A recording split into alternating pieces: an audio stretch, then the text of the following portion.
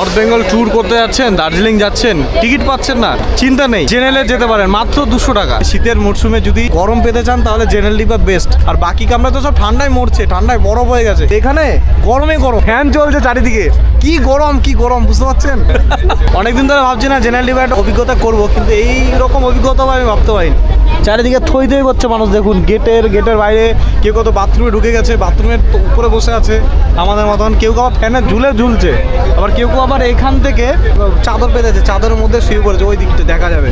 ওই দেখুন ভিড়টা দেখুন একবার, এই হচ্ছে অবস্থা জেনারেল ডিব্বা। ভাই তুমি ভাই তোমরা এই হচ্ছে জেনারেল ডিব্বার কিছু অবস্থা দেখতে পাচ্ছ, অবস্থা খারাপ। মেল এক্সপ্রেসের মানে সুপারফাস্ট টিকিট কাটা আছে, কত লোক উঠছে দেখো, তো দুঃখিত নামবে তো বিশাল লোক। বর্ধমান আসছে তারপরে দেখো আর বর্ধমান থেকে ভিড় শুরু। 80 জনের সিট ক্যাপাসিটি, এখন হয়ে গেছে 500 জনের সিট ক্যাপাসিটি।